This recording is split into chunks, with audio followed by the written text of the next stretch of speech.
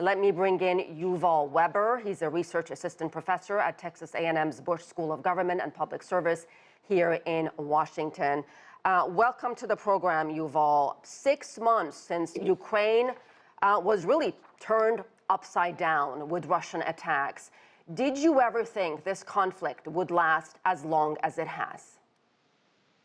Well, in a certain sense, the war started about 8 years ago with the annexation of Crimea and then the beginning of a civil war in Donbass.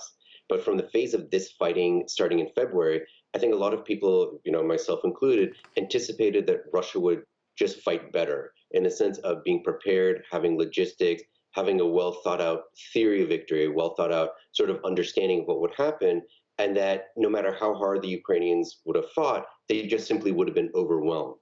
But the combination of the Ukrainians fighting harder and better than anticipated, being able to take in all the sort of equipment they're getting from the West, in addition to the Russians simply not fighting very well at all, not having the logistics, not having good operational capabilities, that allowed basically what we see today, which is something more of a stalemate or attrition, but with the momentum more on the Ukrainian side rather than the Russian.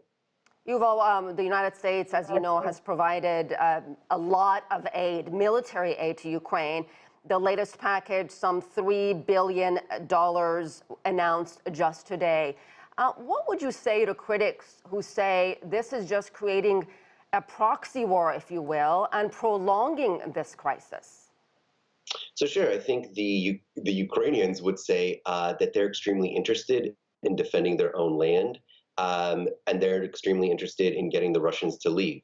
So to that extent, I don't see it so much as the United States arming the Ukrainians against their will.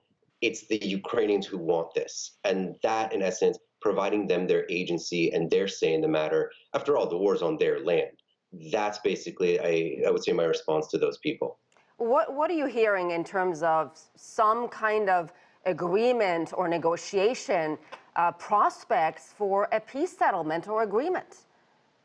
So sure, at the beginning of the conflict, both the Ukrainian and Russian negotiators had an agreement.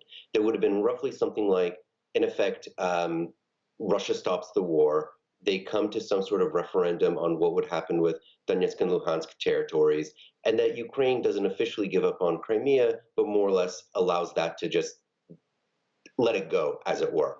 That's no longer possible because after 6 months of the fighting, there are just so many deaths, so much destruction, that the war aims of both sides have increased. Because after 6 months of however many thousands of soldiers Russia's lost, they need a bigger victory in order to basically justify the fighting. Putin needs something big in order to say this was a good idea from the get-go. And similarly, the Ukrainians are doing well enough that they're talking about retaking all of their occupied territories, which of course includes Crimea, which would be a major escalation. So the deals that were available 6 months ago are not available today. And, again, deals only come when one side is not willing or able to fight longer. And to the extent that both the Russians and the Ukrainians do want to keep fighting because they do think that victory will be theirs, it's the battlefield which will determine what the negotiating table looks like. Yeah, and what about the fate of the Zaporizhzhya nuclear power plant? This is the largest nuclear power plant in Europe, and there's a lot of concern about its safety because it's constantly coming under shelling, and each side blames the other. So sure, one, I say, it's insane. We're talking about a nuclear power plant here. So the Russians were able to take it in the beginning days of the war, and it's because it's a really safe place in order to attack the Ukrainians, and the Ukrainians want to eject the Russians. So the good part, or at least let's say the optimistic view of it, is that the Russians are preparing to connect it to Crimea's electrical grid. And so obviously I don't imagine they're going to pay for the electricity, but if they're looking to take the electricity from it, it means that they do have a sense of they want to keep this thing going.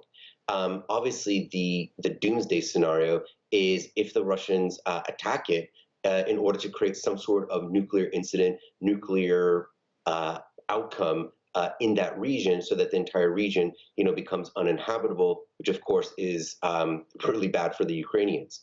So in that regard, the best possible outcome for this, at least in the short term, is if the Russians keep the thing going so that they can take the electricity and make sure that it doesn't basically get destroyed.